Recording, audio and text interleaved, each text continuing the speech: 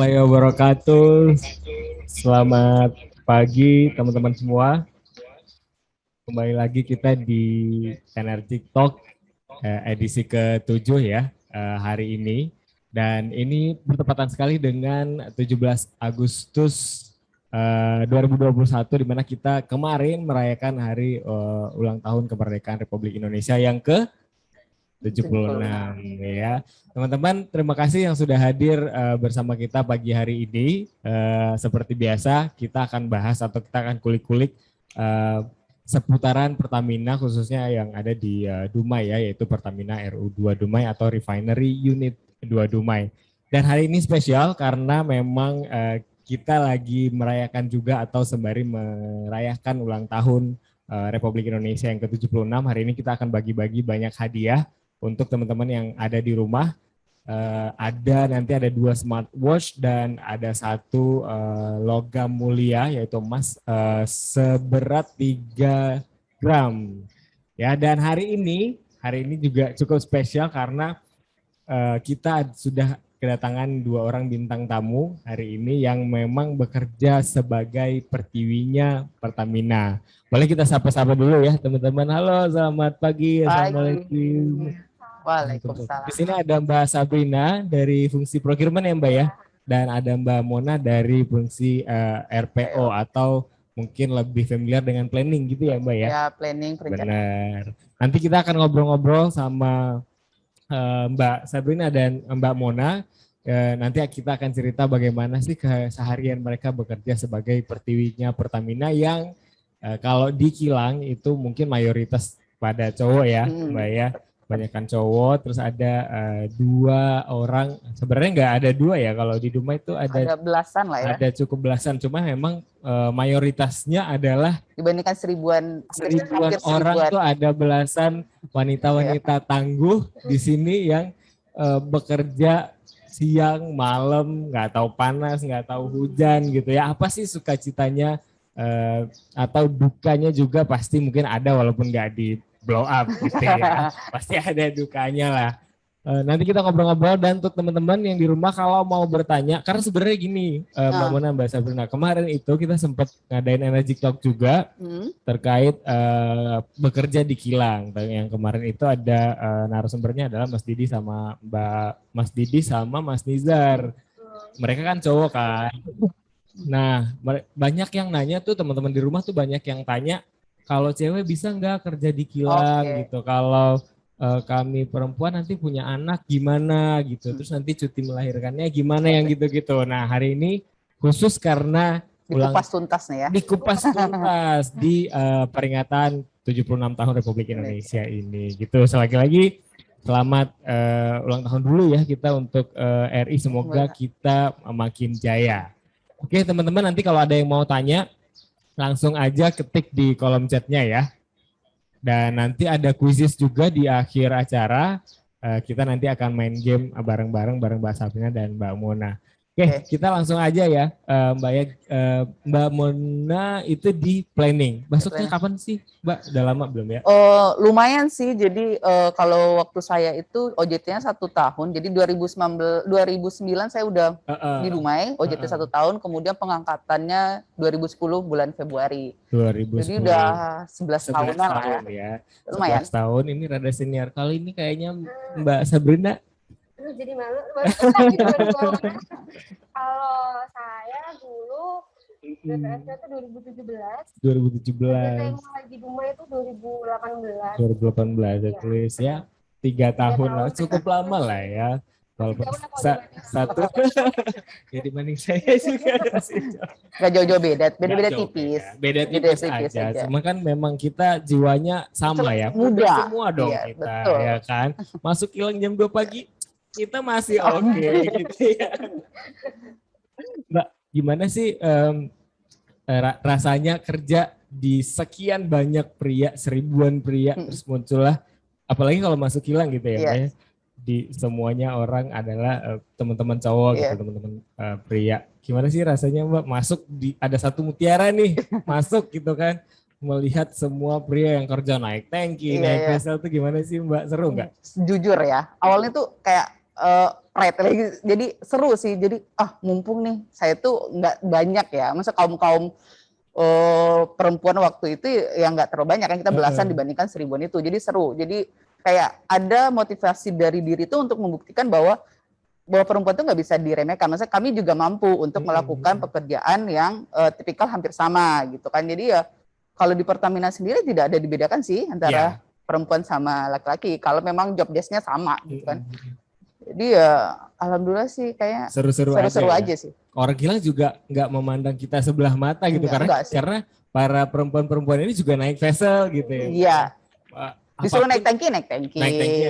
Job desk-nya nggak dibedakan. Bahkan mungkin teman-teman tuh lebih lebih bisa menjaga gitu ya Mbak ya. Ada di satu sisi memang kita sebagai wanita ya memang ada yang ya udah memang ada sedikit pakai pengertiannya ya. Tapi kita tetap berusaha untuk sebisa mungkin ya tidak akan membedakan. Iya. Karena kan ya secara gender emang kita berbeda ya. Cuma perlakuannya karena kita bekerja sebagai as a professional tentu nggak mungkin dibedakan gitu ya. Nah, itu di versi kilangnya. Nah kalau di procurement gimana Mbak? Atau kita yang tidak intens, kalau Mbak Sabrina kan nggak terlalu intens masuk kilang ya. Itu gimana Mbak? Ya kalau saya kan kebetulan di procurement. Jadi procurement tuh memang kerjanya secara harusnya tuh memang office hour. Iya. Tapi karena kita kerja di kilang, tetap aja bisa jadi kita butuh sesuatu kan. Iya. Atau tanggal merah misalnya ya. Tadi tetap aja sama aja. Kadang kita juga ikut masuk misalnya weekend atau hari libur. Atau ketika misalnya kilangnya lagi ada apa gitu, kita tetap ikut sama lah kayak semua yang lain, tetap ikut masuk, tetap ikut kerja. Jadi ya sama aja sih, mau cewek mau cowok semua itu aja. Tapi tetap seru ya Mbak ya. Seru.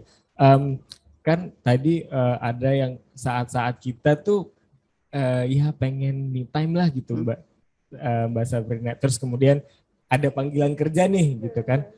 Itu gimana sih Mbak Mona sama Mbak Sabrina tuh nge-handle, kadang kan kita ya memang lagi pengen istirahat gitu kan.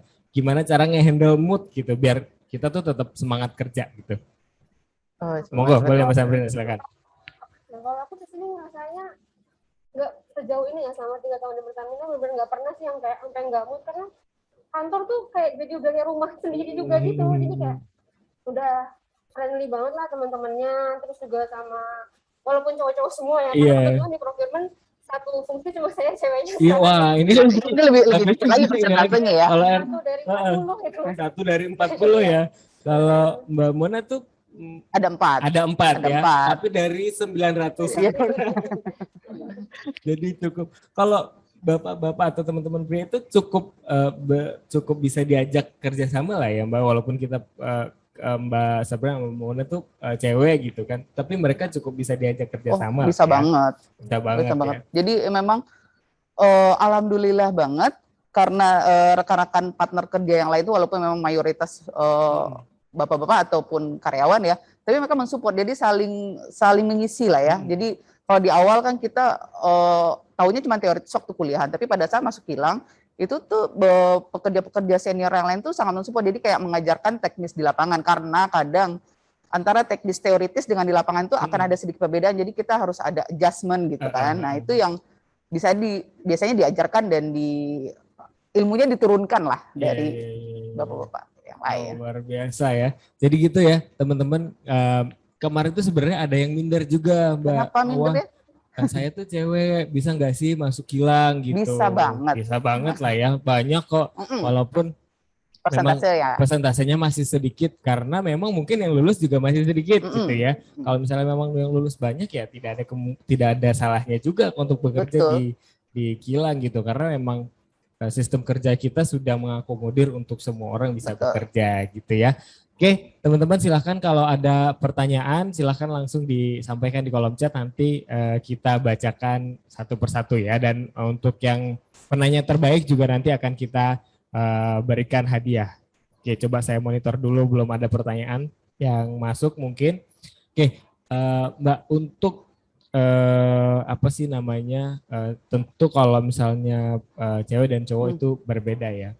Kalau perlakuan mungkin dari segi aturan yang membedakan ada nggak sih Mbak, misalnya tentu perempuan tuh ada hak cutinya gitu ya.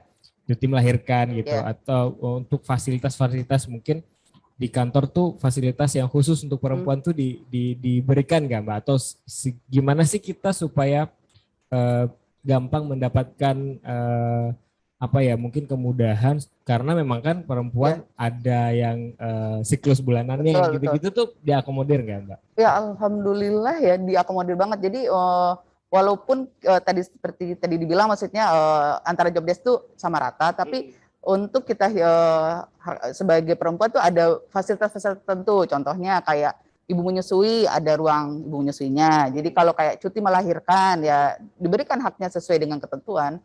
Kemudian kalau memang ada siklus bulanan perempuan, itu sebenarnya di aturan Pertamina sendiri ada. Jadi 2 hari setiap bulan kita mendapatkan dispensasi gitu. Jadi ya nggak usah takut.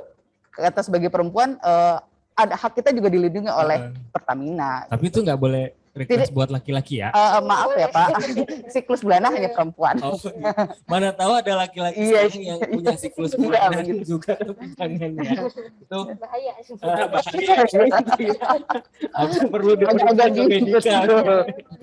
Mungkin ada yang ngaku-ngaku saya juga mau siklus bulanan. Dia dapat jatah 2 hari ya. Dapat jatah 2 hari. Tapi yang aku lihat ya, karena teman-teman aku juga sebenarnya sebagai pekerja ya, tapi yang aku lihat dari teman-teman cewek ini jarang banget yang menggunakan saya izin siklus bulanan tuh kayaknya nggak pernah gitu kedengaran. Mungkin kenapa Mbak? Kenapa nggak apakah tidak dimanfaatkan atau memang ya masih bisa dihandle, masih bisa masukin ya it's okay lah, gimana Mbak Sabrina? Selama ini karena sejauh ini masih bisa dihandle juga, dan daripada di rumah nggak ngapa-ngapain malah jadi aneh gitu kan. Gitu ya. Tuh.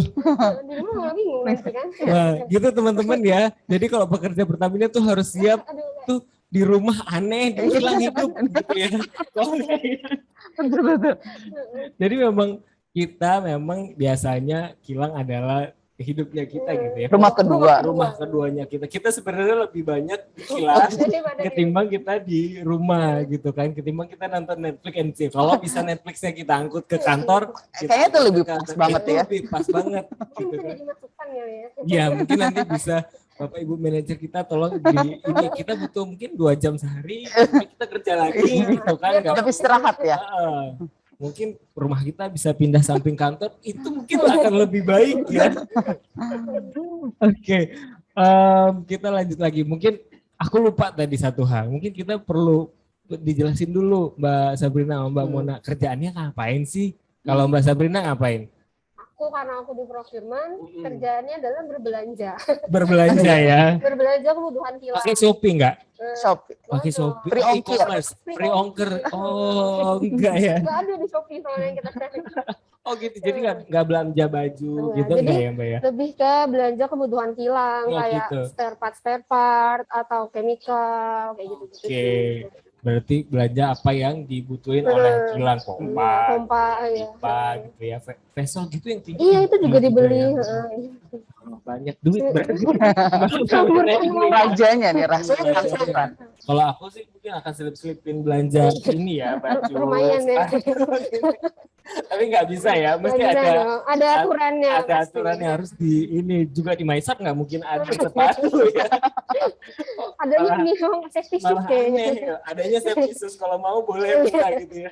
Kalau Mbak Mona gimana Mbak? Kalau saya di RPO itu kan di perencanaan sama di operasional lapangan. Jadi kalau di operasional ini, kalau teman-teman tahu kan minyak itu udah jual di SPBU ya. Tapi sebenarnya kan sumber minyak itu dari kilang. Nah, berapa banyak yang produk harus keluar dari kilang, berapa banyak crude yang harus kita olah. Nah, itu yang setiap bulan kita lakukan optimasi. Disitulah yang peran kami di fungsi RPO itu adalah itu. Jadi nggak bisa langsung gujuk-gujuk solar keluar sekian banyak. Enggak, itu harus ada perencanaannya sesuai dengan permintaan pasar juga sih. Oke, berarti kalau teman-teman nanti kehabisan solar di rumahnya, silahkan dicari ya.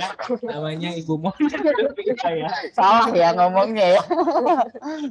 Jadi memang RPO itu seperti yang tadi Mbak Mona sampaikan, dia akan mengatur distribusi ya. Distribusi minyak yang ada di seluruh Indonesia ini, baik itu solar, premium, produk-produk BBM, produk yang dikeluarkan oleh kilang khususnya ya. Jadi nanti akan sampai ke Aceh sana ya Mbak ya? Ya, jadi kalau coverage areanya RU2 itu Sumatera Tengah sampai Aceh. Jadi kan kita ada beberapa kilang ya. Pelaju, kilang yang di Palembang itu nanti Sumatera Tengah hingga bawah Lampung. Jadi nanti daerah Jawa ada lagi. Jawa, Jadi ya ada gitu. kilang Cilacap sama Balongan. Nanti Kalimantan ada Balikpapan. Nanti di ujung banget ada Sorong. Jadi memang kilang itu nggak banyak. Jadi teman-teman mungkin ada ini ya Mbak, kadang-kadang tuh lucu juga kalau kita kerja di Pertamina dikira kita kerja di SPBU ya. Jadi bukan ya teman-teman, jadi kalau orang kilang itu kerjaannya adalah ngolah crude jadi minyak gitu ya. Dan Mbak Sabrina adalah orang-orang yang membelikan peralatannya untuk pengolahan itu. Simpelnya sih seperti itu. Jadi memang di SPBU itu juga pekerjaannya kita ya, Mbak ya. Tapi kalau misalnya kilang itu beda lagi. SPBU itu sudah beda direktorat lain. Beda direktorat itu udah end to customer ya, end customernya kita seperti itu. Oke, kita balik ke si Pertiwinya Pertamina. Kalau tadi kita ngomongin suka gitu ya Mbak ya, senang teman-teman banyak yang cowok, apalagi hari-hari itu mesti kalau misalnya di dalam kilang juga ada yang jagain, nggak merasa canggung gitu kan, karena ada yang bantu juga para cowok-cowok. Tapi kalau dukanya Mbak, kira-kira ada nggak sih? Mungkin ada tapi ya a little bit lah ya. Duka apa ya? Karena mungkin nggak bisa disebut duka ya, tapi lebih ke karena kita memang tadi sama, jadi pada saat waktunya yang namanya kilang kan nggak ada yang namanya hari Lebaran kita libur ya, nggak ada kan. Jadi pada saat waktunya standby di Lebaran ya mau nggak mau giliran kita nggak bisa dong. Saya perempuan nih, nggak usah deh standby di Lebaran, nggak bisa kan. Jadi ya harus standby di Lebaran, nggak bisa pulang kampung ya. Mungkin hanya sedikit perasaan yang momennya nggak dapet nih pas Lebaran, tapi bukan disebut duka lah ya. Itu kayaknya itu di tahun pertama aja ya. Tahun pertama karena kita belum merasakan bahwa kita harus standby Lebaran. Ternyata kalau standby Lebaran tuh enak loh. Bisa ini ya, gratisan makan. Bisa gratisan makan, kita difasilitasi gitu kan. Teman-teman juga rame, terus kita bawa makanan di rumah, makan bareng. Jadi kayak tahun kedua tuh udah berasa lagi. Penyelesaian awal doang. Penyelesaian awal aja. Itu aja kalau sih. Mbak Sabrina ada nggak mungkin sama sih jumpa pacar mungkin ya? Ya pas awal mungkin nggak kerasa, lumayan berat sih karena kan kebetulan aku juga asalnya nggak dari Dumai kan, dari luar pulau gitu kan, jadi kayak dari luar pulau dari samudra. Iya dari Pulau Jawa. Dari Pulau Jawa. Datang sini kebetulan waktu itu seangkatan emang cuma 5 ceweknya dan yang lain tuh di kilang. Jadi kayak beda kan jadwalnya. Jadi kayak kadang tuh kalau weekend suka ya jadi sendirian karena teman-teman di kilang gitu kan. Ya sepi sih awalnya, tapi lama-lama ya terbiasa juga, ya dia udah biasa aja. Udah biasa aja lah ya. Udah pada santai ya. Jadi ya enggak yang merintih beratap-ratap pas Lebaran. Enggak gitu. Sekarang udah ada video call kan. Semua sekarang akses sudah lebih gampang ya. Akses juga udah lebih ya bisa lah ya, walaupun kita fisik nggak bertemu, tapi kan yang penting silaturahmi tetap bisa terjaga. Jadi emang teman-teman di kilang tuh emang nggak ada sama sekali dibedakan baik cewek, kalaupun harus standby ya udah oke aja gitu kan, oke aja, dan nggak sepi juga sebenarnya kalau kita ini ya, kalau kita lihat-lihat nggak sepi, orang di kilang rame gitu ya Mbak ya. Oke, sudah ada pertanyaan? Oh, udah dikirim ternyata sama tim ya, sebentar. Nah, bacain. Ini ada dari Mbak Laila nih. Izin bertanya pada Mbak Mona katanya. Wah, bekerja dalam kurun waktu 11 tahun yang bisa dikatakan cukup lama. Apakah masih ada hal-hal yang belum Mbak pahami terkait Pertamina, jika ada kira-kira dalam hal apa katanya gitu Mbak? Oke, apa yang belum dipahami? Yang namanya kita manusia kan pasti selalu belajar ya. Maksudnya nggak akan langsung, kita udah ini nih, yang namanya gelas kan setengah ya. Tetap ilmu harus tetap dini. Jadi kalau menurut saya apa yang mau dipelajarin lagi ya? Kalau sekarang kan saya kan fokusnya di refinery, kilang. Jadi fokusnya tentang gimana cara mengolah minyak mentah menjadi produk jadi.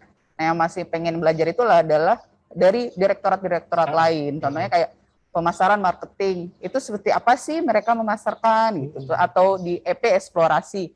Kita kan nggak tahu pasti ya, maksudnya konsep eksplorasi itu seperti apa. Nah itu yang mungkin pengennya mulai lebih dipelajari lagi di sisi situ sih. Iya, karena memang di sini banyak banget fungsi ya. Banyak fungsi banget Pertamina, jadi nggak cuma satu Pertamina ya. Maksudnya Pertamina. Sekarang udah berapa fungsi Mbak yang Mbak Mona jalanin?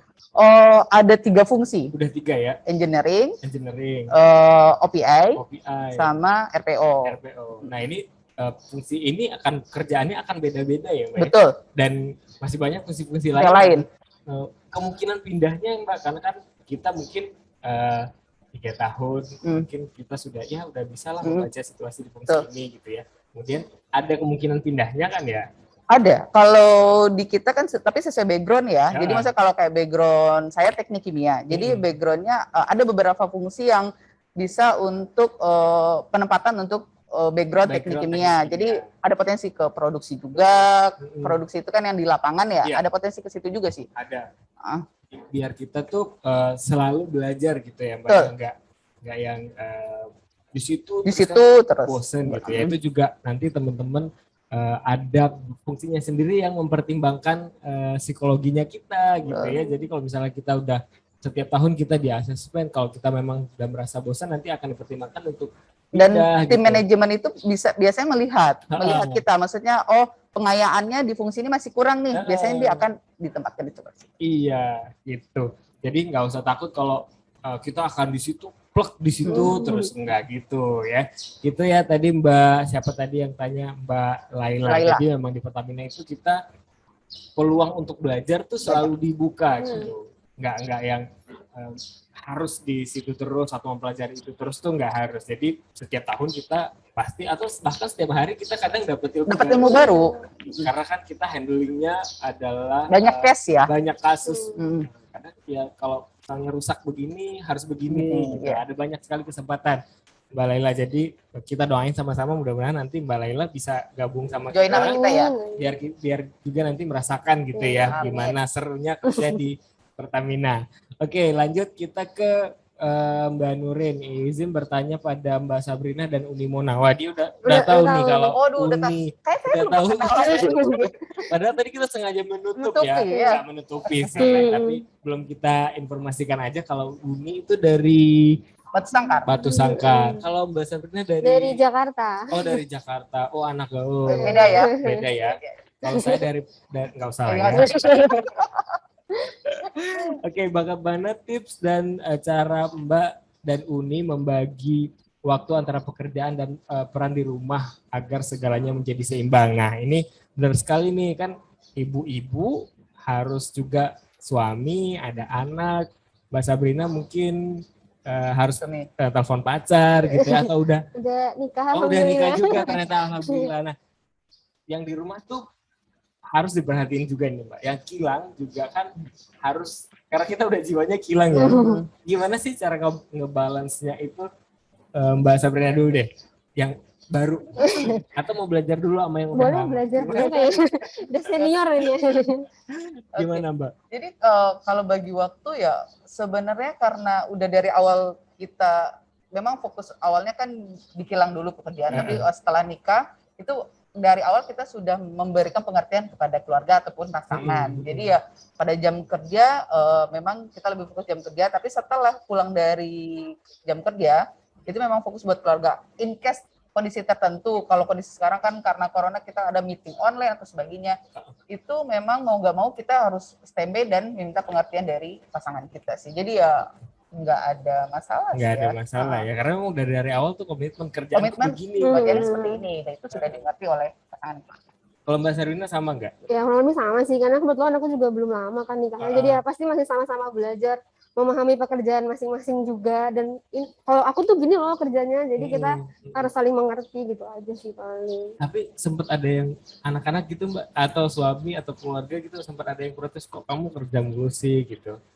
Tapi kalau saya karena dulu waktu pernah di fungsi engineering, kalau engineering itu kan selalu koordinasi dengan kantor pusat, jadi lumayan sering dinas ya. Jadi paling kata suami, ya udah ke rumah cuma tinggal isi koper ya, kopernya itu aja, sedikit ya. Tapi pasti paham lah. Paham lah kalau sebagai istri yang bekerja gitu ya, atau ibu yang bekerja tuh pasti suami pada paham lah ya gitu, karena nanti kan kerja habis itu liburan ya gitu kan, itu poinnya ya, habis itu liburan ke hidup harus balance, ya. Nanti kita lihat Rumah Gadang gitu kan, kita lihat di Padang tuh pulau-pulau gitu kan, Monas gitu kan, nanti kita balik lagi pulang gitu. Gak COVID nanti bisa jalan-jalan. Amin. Kalau cuti tuh kadang-kadang dibatasin nggak? Kalau misalnya kita request cuti, nggak boleh cuti gitu. Jadinya belum pernah sih. Belum iya, ya? Belum pernah. Kalau saya tuh tergantung pekerjaan ya. Jadi kalau memang pekerjaannya lagi hektik, kita juga sadar diri lah ya, jangan mengajukan cuti pada saat pekerjaan lagi nih. Itu namanya mungkin bosnya tahu nih orang mau dari kerjaan. Kabur. Jadi kalau memang pekerjaan lagi normal, kita biasa ada partner-partner backup ya. Itu sih alhamdulillah cuti nggak ada masalah. Nggak ada masalah ya. Berarti hak cuti tetap diberikan sesuai ketentuan yang berlaku ya, nggak 1 bulan, nggak 1 bulan penuh. Karena ada yang selintingan di luar tuh ngomong, Pertamina kerjanya enak gitu kan, dikit-dikit story-nya di Jakarta, di Bandung kalau dulu sebelum corona ya. Mohon maaf kita rapat sampai jam 2 pagi ya. Kita kerja juga itu ya. Kadang pencitraan, kadang di iya. Sebenarnya tuh kita cuma posting, aku lagi di sini. Behind the scenes itu kan. Tapi kalau ada teman di Bandung ngajak ketemu, maaf aku baru selesai 10:30, kita mau nongkrong gimana nih gitu. Habis itu besok buru-buru pesawat pagi gitu kan. Jadi sebenarnya kalau kita keluar kota ya sering. Emang kalau di Pertamina emang kemungkinan kita koordinasi tuh cukup sering dengan fungsi-fungsi lain yang di kantor pusat atau di bagian marketing gitu ya. Tapi itu pasti kita bekerja, nggak ada yang namanya kita 1 hari liburan full jalan-jalan gitu, nggak ada ya. Bahkan tuh kami dulu waktu kerjain Lost itu dari sini ke Jogja itu kan panjang ya, Dumai dulu kan panjang ya Mbak ya.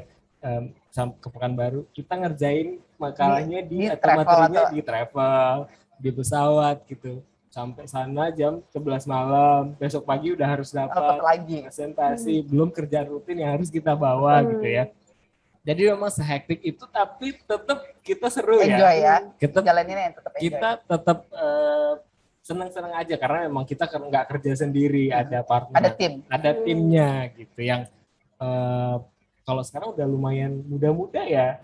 Udah banyak yang ini kok. Jadi jiwanya tetap semua jiwa muda. Walaupun kita lagi stres, masih bisa kita selipkan bercanda gitu ya. Oke.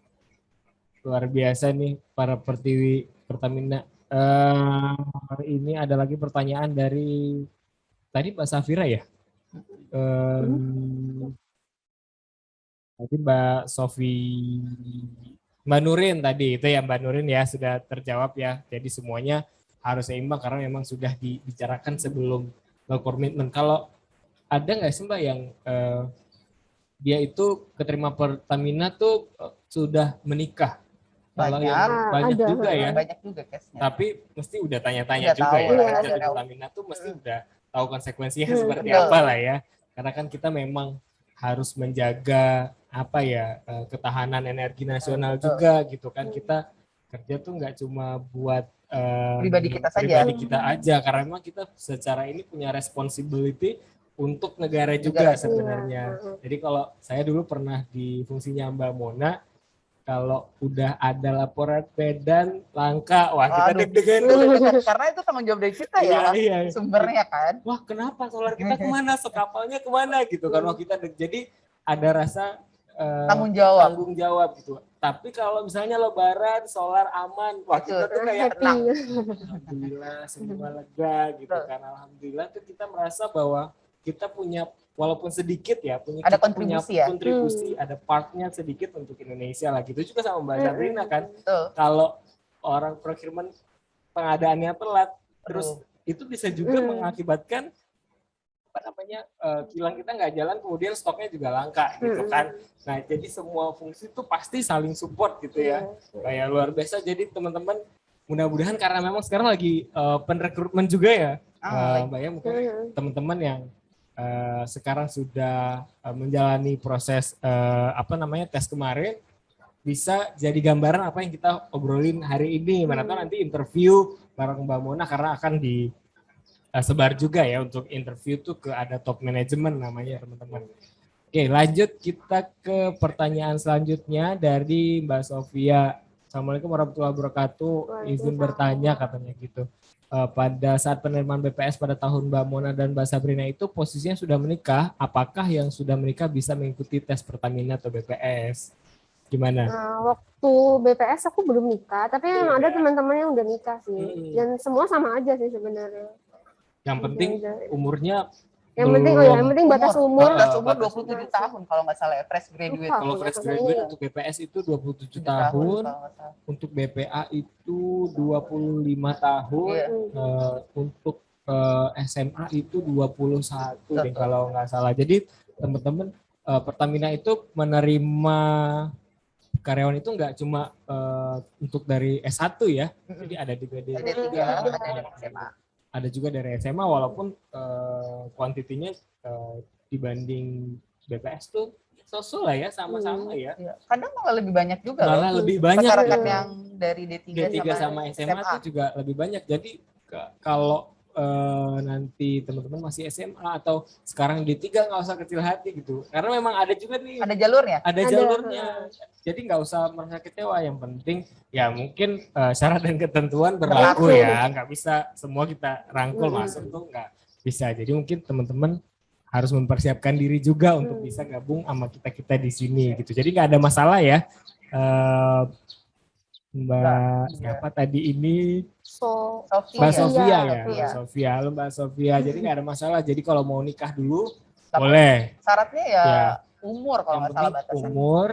Terus syarat-syarat lainnya juga ya kalau lolos tesnya ya alhamdulillah bisa banyak kok yang udah nikah, gabung banyak karena juga ada experience ya, yang udah kerja di tempat lain tuh gitu.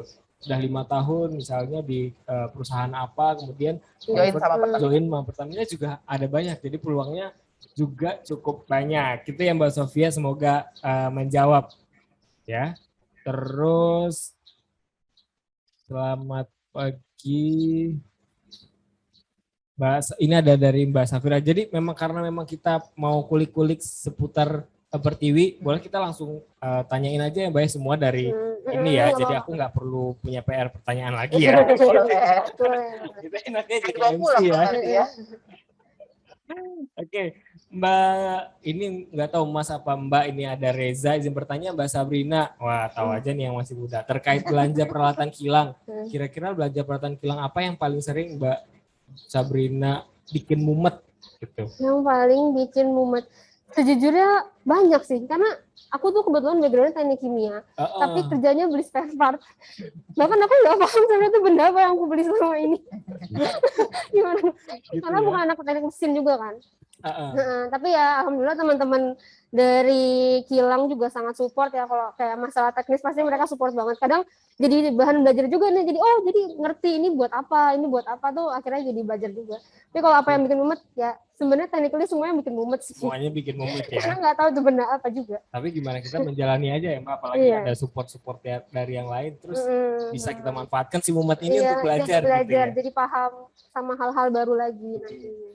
Ya jadi emang Pertamina tuh cukup ini ya Mbak ya, tantangannya tuh cukup kadang-kadang emang cukup keras, tapi ya yang gimana cara kita jalanin gimana cara kita ngejalaninnya aja gitu. Walaupun sebenarnya kita rada padat nih kepala, tapi kita karena memang kondisi suasana kita kerja tuh nyaman, jadi ya kita bisa. Kita bisa tanya sana, orang lain pasti bantu kita. Banyak yang support.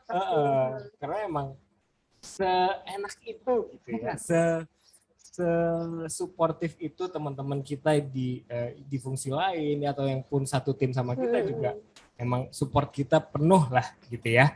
Lanjut, ini ada Mbak Devina. Apa yang membuat Unimona dan Kak Sabrina memiliki passion di sekolah, kuliah, dan pekerjaan di dunia engineering atau teknik? Wah, ini kenapa masuk di teknik kimia yang mumet itu gitu ya? Kalau ulang lagi mau nggak? Tapi sebenarnya ya, karena dari awal dulu saya tuh jujur lemahnya malah di IPS. Oh, Kalau gitu. ngafal-ngafal tuh otak jadi mumet. bener. Jadi lebih suka ngitung-ngitung. Nah, karena lebih suka ngitung, emang dari SMA lebih suka di eksak, dilihat nih, sukanya dulu kimia, agak ada salah jurusan dikit. Iya. Jadi waktu SMA ngeliatnya kimia, oke, teknik kimia kan kimia ya. Iya. Tapi pas dilihat ternyata nggak cocok sama apa yang diharapkan. Ini ya, blending air loh, kok rancang konflik? Kok kita ngitur pressure?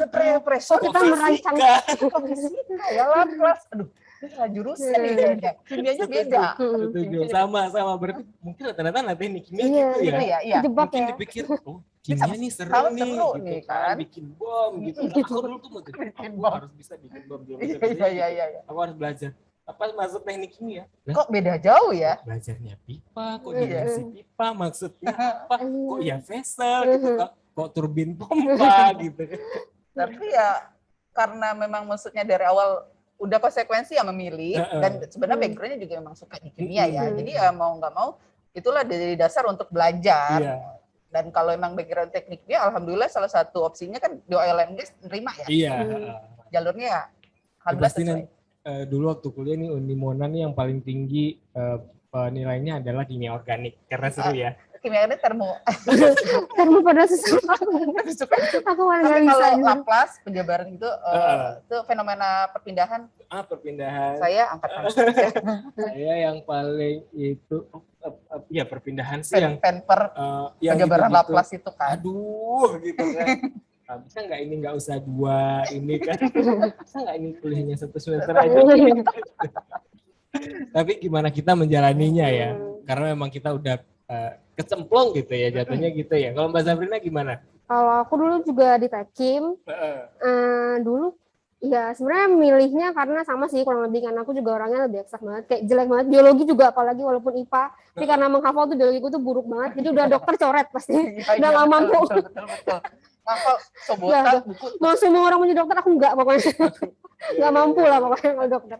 Akhirnya ya cari, terus kalian juga cari yang waktu itu mikirnya yang prospek kerja juga sih pas kuliah tuh, apa yang kira-kira prospek kerjanya cukup luas. Akhirnya jatuhlah pilihan ke teknik kimia gitu sih. Terus kalau ini ada lagi yang tanya, dia lanjut bertanya gimana tips and tricksnya biar kita tuh minat gitu di bidang teknik, mungkin lebih khususnya di bidang teknik. Gimana Mbak, ada ininya nggak, ada sarannya, ada tipsnya gimana kita enjoy, karena kan mungkin teman-teman udah tahu ya kalau di teknik tuh mesti ada berat gitu ya, walaupun memang kita nggak bisa menyampingkan bahwa jurusan-jurusan lain agak berat, teman kita lebih banyak dihitung-hitung gitu. Bukan, kita tuh nggak bisa nalarin pressure drop, kira-kira pressure drop ini 4 nih. Nggak bisa. Harus kita hitung pakai kertas gitu. Gimana Mbak tripsnya, ada nggak? Gimana sih buat enjoy gitu? Biar enjoy gimana? Pasti kalau menurutku ini sih support system juga. Kita punya teman-teman yang ibaratnya sedih bareng, dapat nilai jelek ya kita curhat sama dia juga gitu. Terus nanti kita ya belajar bareng. Jadi ada teman buat cerita. Jadi saling mendukung lah. Kalau misalnya udah lagi bad mood, ya jadi teman buat jalan juga gitu, misalnya buat jalan-jalan, buat seneng gitu sih. Kalau Uni gimana? Kalau aku sih sebenarnya lebih ke passion ya. Jadi tiap orang kan nggak bisa dipaksain. Kalau memang dia jiwanya lebih ke sosial ya harus. Tapi kalau udah keburu kecemplung nih di teknik ya, berusaha untuk yang tadi Mbak Sampai bilang, teman-teman sekitarnya itu, kalau memang kita pusing sendiri ya coba kerja kelompok, diskusi bareng. Biasanya kadang kalau ada teman yang lebih pintar menjelaskan, itu kita dengerin tuh biasa lebih gampang mengerti loh daripada baca textbook. Tipsnya bisa gitu, minta teman yang mengerti untuk menjelaskan langsung kita. Berarti kita juga harus agile ya, jangan ujuk-ujuk kita nggak ngerti terus malas nanya lagi. Jangan. Ya kan? Jadi emang sebenarnya teman-teman harus dari passion dulu ya. Passion dulu, kita passionnya apa nih, nggak harus teknik kok gitu kan. Untuk kerja di Pertamina juga nggak harus teknik, ada finance, ada legal juga, ada hukum gitu kan, ada komunikasi juga kayak komrel gitu kan ada part-partnya sendiri gitu. Jadi mungkin bisa kita mulai dulu dari passionnya kita gitu. Oh, saya mau masuk Pertamina, boleh dilihat tuh Pertamina tuh buka lowongan kerjanya di bagian mana aja, karena banyak sekali Iya. kok. Jadi gitu jangan kan. dipaksain. Nggak Oh terbatas. biar masuk Pertamina mau masuk teknik nih, nanti stres Jangan. sendiri, enggak. Jangan. Jalurnya banyak kok. Jalurnya banyak, ada karena Pertamina tuh cukup luas ya. Ada hulu, ada hilir, ada pemasaran gitu kan. Pemasaran tuh juga cukup banyak, kayak misalnya ilmu marketing juga Dapat. terpakai gitu kan, Butuh sales banget. and marketing. Kemudian kalau ya mungkin kalau untuk di kilang mungkin bisa teknik kimia, teknik mesin, Industri, elektro, listrik dan segala macam itu bisa untuk di kilang. Tapi untuk yang di luar kilang juga banyak, Banyak ada banget kok. legal, ada finance, ada banyak sekali. Jadi nggak usah memaksakan diri. Memaksakan diri. Aku pokoknya mau masuk Pertamina jadi harus teknik, nggak harus gitu juga. Tapi kalau udah kecemplung, ya itu tadi lah. Itu tadi lah, kalau support udah sistemnya. kecemplung, bisa dicari kok, bisa setelahnya kok. Karena dulu kita juga kecemplung. Harusnya tuh kita masuknya tuh kimia murni, Pak, benar. Harusnya kita di masuk lab kan itu. Di lab kan di MIPA. Tapi karena kita pikir kayaknya teknik cool deh gitu ya. Kita masuklah di teknik yang semua belajarnya fisika. Kimianya 30%, 70%. Kimianya di awal-awal kuliahan aja. Kimia dasar. Kita malah gitu. Oh, kimia dasar. Ada perpindahan panas ini, perancangan proses, suruh bangun pabrik gitu. Jadi gitu ya teman-teman, nggak harus memaksakan diri untuk masuk di satu jurusan yang sebenarnya kita nggak passion dulu aja. Tapi kalau kecemplung bisa tuh kita cari trik-trik gimana supaya kita bisa menyelesaikan kuliah itu dengan baik. Karena kalau selesai kuliah aja ya belum tentu baik juga ya. Selesaikan kuliahnya atau jurusannya dengan baik gitu ya, supaya nanti memang kalau apply ke Pertamina kita juga bisa bersaing gitu ya. Lanjut, ini ada Mas Alma Tarus. Wah, ini tema kemerdekaan Indonesia tahun ini adalah Indonesia Tangguh, Indonesia Tumbuh. Berat ya Mas pertanyaannya. Apa makna dari tema ini menurut Mbak Sabrina dan Mbak Mona yang diterapkan dalam pekerjaan yang Mbak lakukan saat ini? Wah, berat. Boleh dijawab.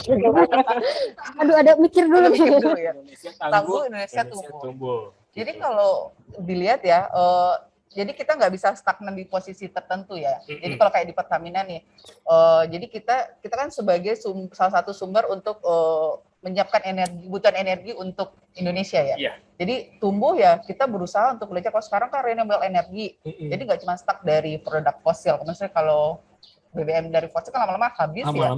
Jadi ya tumbuh itu adalah kita mempelajari dan mulai fokus untuk pengembangan energi dari renewable energi. Sumber minyak panas bumi banyak gitu kan. Terus angin juga Indonesia kan.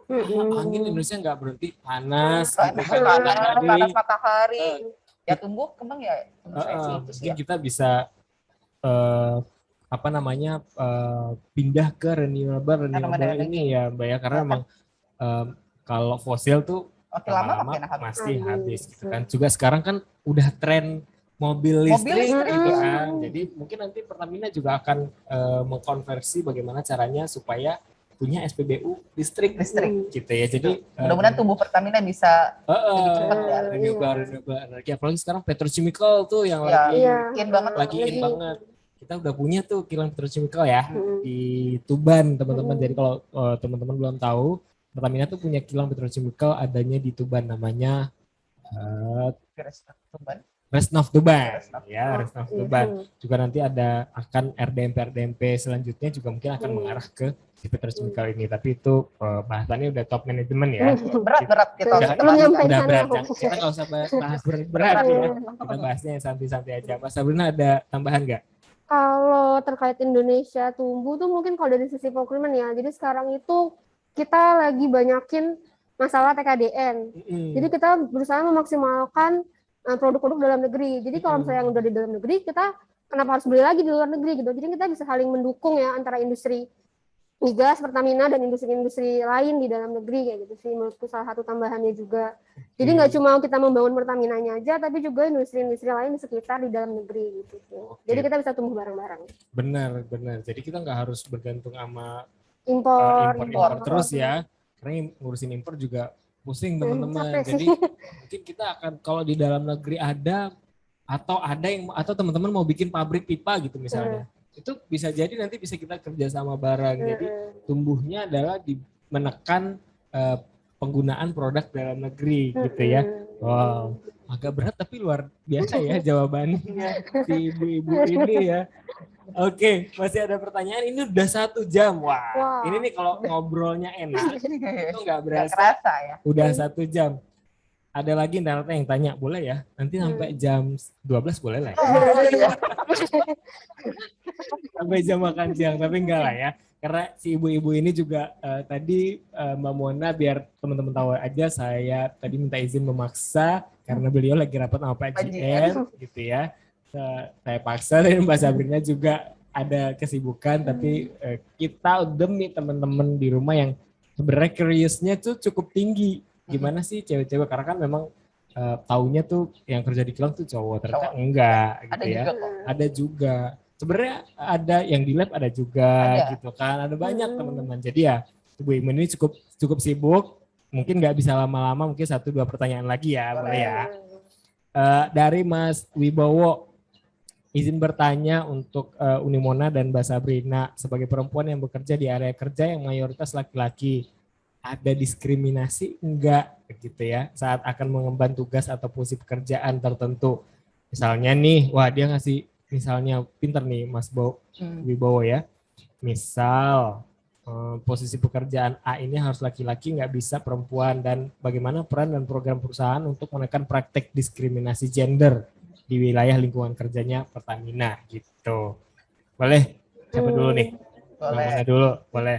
Kalau diskriminasi nggak ada yang saya rasa ya. Maksudnya kalau kayak di kilang, contohnya dulu kita kan ada namanya TA turnaround. Mungkin kalau teman-teman Dumai tahu ya, kalau lagi rame-rame nih, ada di momen 1 tahun sekali, biasanya kita ada perbaikan di kilang.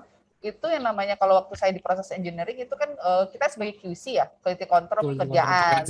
Jadi itu untuk ngecek ke dalam tangki atau ke dalam vessel, ke dalam equipment itu ya harus naik berapa meter naik tangki, itu nggak ada diskriminasi ya. Jadi memang tanggung jawabnya di situ kamu harus melakukan. Jadi ya. Ada sempat yang ngomong gini nggak Mbak? Itu nggak bisa tuh perempuan. Itu perempuan. Nggak perempuan.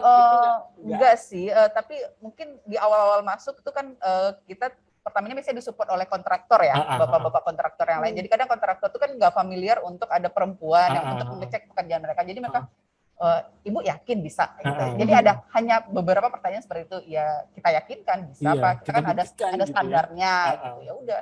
Kita tahu ada standarnya, ini standarnya, dan kita yakin kita mampu mengerjakan gitu ya. Apalagi Mbak Sabrina nih, kalau udah TA, Mbak Sabrina nih tiangnya. Aktifnya nih Mbak Sabrina. Tergantung Mbak Sabrina. Kalau ini nggak ada nih, pekerjaannya nggak lancar, kita tunda nih gitu kan. Gimana Mbak? Ada diskriminasi nggak? Di kami sih nggak ada ya. Misalnya semua sama. Justru malah kita kayak merasa dilindungi sih. Karena kebetulan teman-temannya senior semua kan. Jadi ya berasa malah aman sih, nggak ada diskriminasi, nggak ada apa. Aman-aman aja sih sejauh ini. Iya. Bu Dirut kita juga cewek kan. Apalagi sebenarnya di Pertamina itu level top manajemennya banyak yang perempuan ya. Direktur keuangan, Dirut utama yang pertama, direktur utama Bu Nike yang kemarin juga dapat penghargaan internasional ya sebagai dari Forbes chairman perempuan. Kalau nggak salah itu dia nomor 12 dari 33 ya. Gitu. Jadi emang di Pertamina karena memang induknya nih atasnya perempuan, jadi nggak ada diskriminasi dan nggak ada tuh yang namanya si cewek nggak boleh di bagian ini tuh nggak ada. Tapi memang hak-haknya perempuan sebagai dia perempuan yang memang tidak dimiliki laki-laki, kayak misalnya punya ruangan menyusui, gitu ya, kita punya juga karena kan memang itu nggak bisa dihindari karena memang itu kodratnya perempuan gitu. Bukan berarti wanita menyusui terus nggak bisa naik tangki gitu, nggak juga. Bahkan sebenarnya untuk kita para lelaki tuh ini pengalaman saya sendiri bahwa adanya perempuan-perempuan ini sebagai mungkin kontrolnya kita, karena laki-laki tuh kadang kayak kita di rapat, kalau laki-laki semua kita gontok-gontokan gitu kan, nggak ada yang mau kalah. Pasti Bu Riri masuk. Ada Bu Riri. Oh nggak gitu Mas Ben, nggak gitu Mas Dedi gitu. Atau Unimona masuk, oh nggak gitu. Gimana kalau gini? Kalau laki-laki semua tuh teliti. Aku tuh banyak belajar dari teman-teman pekerja yang perempuan soal ketelitian. Kadang-kadang bikin memo aja sering typo. Typo. Ini memo aja loh typo, apalagi nanti. Nah gitu. Jadi dari sana juga perempuan itu sebenarnya harus ada sebagai pengontrol para pria-pria yang emosian ini, gitu ya. Kalau enggak bawaannya karena memang di kilang tuh egonya pressure-nya cukup tinggi juga gitu ya. Terus ini harus ada yang menengahi gitu. Harus ada masuk si cewek-cewek ini, apalagi saat rapat gitu kan, kalau udah mulai panas ya, panas, nanti ada ya senyum aja lah ibunya lah, udah reda gitu. Gitu teman-teman. Oke, ada lagi pertanyaan teman-teman? Oh, ada satu lagi katanya. Siap, boleh. Habis ini kita main kuis ya.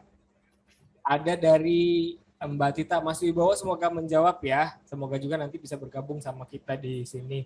Nanti kalau misalnya Mas Wibowo gabung, jangan lupa kontak kita. Kita ada di Pertamina RU2 Dumai. Kita terkenal kok di Dumai, cari aja ke semua di Dumai. Hanya Unimona, semua orang tahu Unimona ya. Izin bertanya, kesulitan bekerja. Strategi dan program apa saja yang diadakan Pertamina untuk energi terbarukan yang ramah lingkungan? Wah, kalau strategi nanti kita undang Pak VP kita ya. Tapi kalau kesulitan bekerja mungkin bisa dijawab oleh Uni sama Mbak Sabrina. Uni apa sulitnya? Ada lah ya. Kesulitan sebenarnya ya standar ya, namanya bekerja nggak mungkin juga bekerja lancar, enggak juga. Tapi yang namanya kalau kesulitan ya karena gini, yang namanya kita itu di perencanaan itu semua berubah dengan cepat ya. Karena tiba-tiba contohnya lagi PPKM, jadi after nggak laku.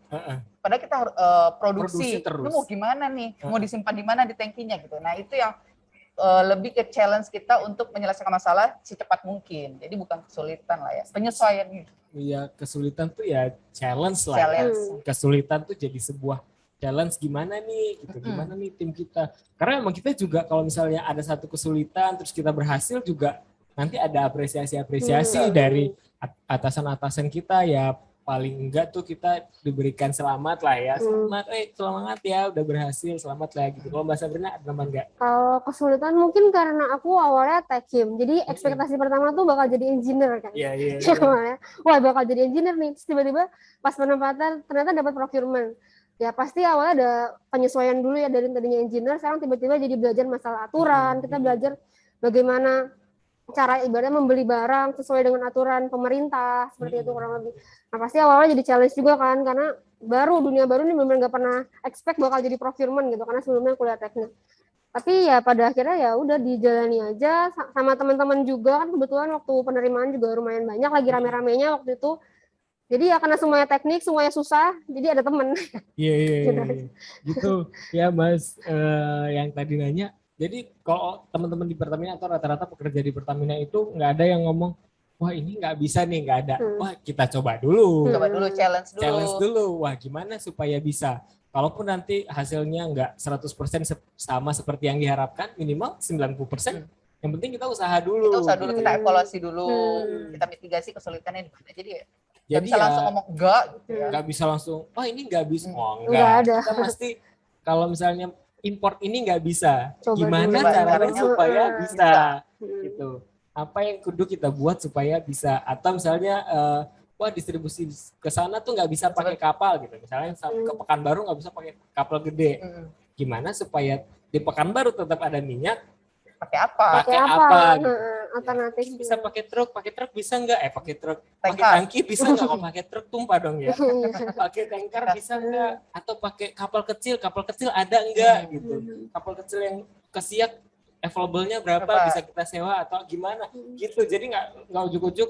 Tolong suruh kirim apa? Oh nggak bisa, nggak ujuk-ujuk gitu. Jadi gitu ya teman-teman. Kalau nanti mungkin ini bisa jadi gambaran juga untuk teman-teman yang nanti interview atau sedang berusaha masuk bergabung bersama kita, bisa jadi gambaran bahwa emang kita di sini tuh nggak orang yang cepat putus asa gitu. Apalagi kita disupport sama bos-bos kita atau tim manajemen kita, pasti selalu support kita, ngasih masukan, ngasih ide tuh nggak ada yang pernah wah ide kamu nggak benar tuh, nggak ada yang gitu. Kita bahas bareng dulu. Kita bahas bareng-bareng, kita diskusiin bareng-bareng.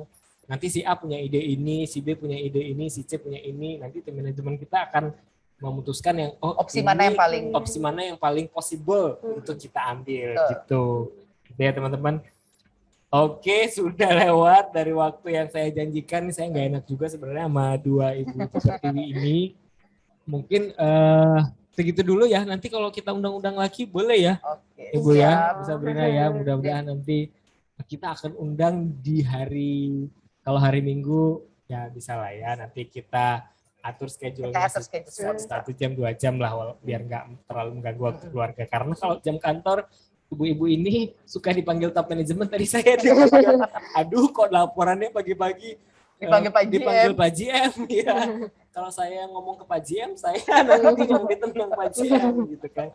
Gitu ya teman-teman, kita udah dulu, nanti mudah-mudahan di lain kesempatan kita bisa lagi ngobrol-ngobrol sama Pertiwi atau teman-teman yang kerja di kilang lainnya atau teman-teman di marketing atau di mana aja lah yang perwira Pertiwinya Pertamina gitu ya. Terima kasih yang udah menyaksikan acara kita hari ini, Energy Talks sesi ke-7 dalam rangka HUT RI yang ke-76. Mungkin bisa kasih sedikit tips untuk teman-teman yang pengen gabung, terutama untuk wanita-wanita atau cewek-cewek atau mungkin kalau ibu-ibu belum ya, ibu-ibu belum lah ya, atau wanita-wanita mahasiswi sana yang juga ingin gabung sama kita tuh, apa yang sebenarnya harus mental, apa yang harus disiapkan lah kira-kira gitu persiapannya teman-teman. Kan rata-rata pada kuliah nih, ya kira-kira sambil kuliah tuh sambil ngapain gitu biar nanti bisa gabung sama kita. Boleh? Apa dari aku mungkin pas kuliah, kalau misalnya tuh jangan kuliah aja, tapi kita juga harus aktif karena kan kita juga nanti dilihat sisinya apa, nggak cuma IPK lah kasarnya. IPK tetap harus cukup, ya cukup, yang penting kalau setinggi-tinggi kita juga nggak tinggi-tinggi banget soalnya kan, secukupnya. Yang penting kita juga tetap aktif di organisasi atau apa, jadi itu juga mengasah skill kita, karena kalau kerja tuh nggak melulu masalah teori, ya kita juga harus punya skill komunikasi yang baik misalnya buat kita hubungan sama bagian lain atau semacamnya gitu sih. Jadi jangan cuma belajar sih kalau masih kuliah. Jangan kampus rumah ya. Nggak boleh gitu. Ini ada tambahan. Sama banget sama Mbak Sabrina, karena pengalaman waktu di interview dulu gitu. Jadi IPK memang untuk syarat akademis adalah kamu harus lewat passing grade dulu. Tapi pada saat di CV itu yang ditanya malah lebih banyak kegiatan di luar kampusmu seperti apa, organisasimu seperti apa. Karena orang yang hanya pintar akademis tapi di luar komunikasi kurang atau kerjasama kurang itu akan susah. Jadi kan perusahaan juga akan melihat orang ini bisa bekerja sama atau tidak. Itu yang lebih penting. Karena kita bekerja sebagai tim kan. Benar. Karena memang apa ya, jadi di Pertamina tuh mungkin intelijen atau IPK tuh butuh ini passing grade ya, tapi yang lebih dibutuhkan adalah komunikasi yang baik gitu kan, kerjasama tim, karena kita nggak kerja sendiri, nggak bisa kerja sendiri, apapun nggak bisa kerja sendiri. Karena Pertamina tuh gede banget, banyak banget bagian-bagian yang terlibat dalam satu hal. Jadi emang skillnya kita di luar akademis itu juga makanya harus dilatih ya pada saat di kampus itu ya organisasi gitu. Pokoknya teman-teman tuh bikinlah mudanya sibuk gitu ya. Jadi nanti pas kerja nggak kaget. Karena ternyata waktu itu nggak cuma masalah belajar aja contohnya gitu ya. Di kerjaan nggak cuma kerjanya, karena ada tambahan yang lain. Karena gimana caranya kita minta misalnya nih teman-teman RPO atau planning tuh minta hasil analisa ke lab, yang orang lab juga sibuk gitu kan. Gimana supaya kami punya prioritas gitu kan. Bagaimana cara kita menyampaikan itu? Karena memang ada pengalaman nih Uni. Waktu aku di FTD ya, waktu di RPO tuh ada pengalaman bahwa kalau kita kalau si A nih minta ke lab tuh nggak dikasih, si B nih minta ke lab dikasih gitu. Padahal mintanya jenis sampel yang sama. Tanki yang sama, semuanya sama gitu. Nah itu tuh harus, berarti kan tergantung depends on personnya, orangnya yang masalah nih. Kenapa si A ini nggak bisa gitu? Kenapa si B ini loh kok dia bisa? Mintanya juga ke orang yang sama gitu. Jadi itu teman-teman juga harus diperhatikan komunikasi kita gitu kan, karena kita sama sekali nggak bisa kerja sendiri, nggak ada yang bisa kerja sendiri gitu. Wah nggak apa, aku nanti akan kerja sendiri, di semua aku handle sendiri, nggak bisa. Harus request gitu, kayak misalnya pengadaan. Aku harus request juga ke procurement, gimana caranya ngomong ke procurement, gimana caranya bikin memo, itu semua harus kita asah dari awal, karena akan ketahuan waktu kita interview ya Uni ya. Nanti kelihatan. Akan kelihatan waktu kita di interview, psikotes dan segala macam, skill-skill lain kita selain skill akademis tuh akan kelihatan. Jadi teman-teman, saran dari kita, buatlah masa mudanya atau masa kuliahnya teman-teman sibuk dengan organisasi, dengan kegiatan-kegiatan yang positif, sehingga nanti pada saat gabung bareng kita udah terbiasa, nggak kaget gitu.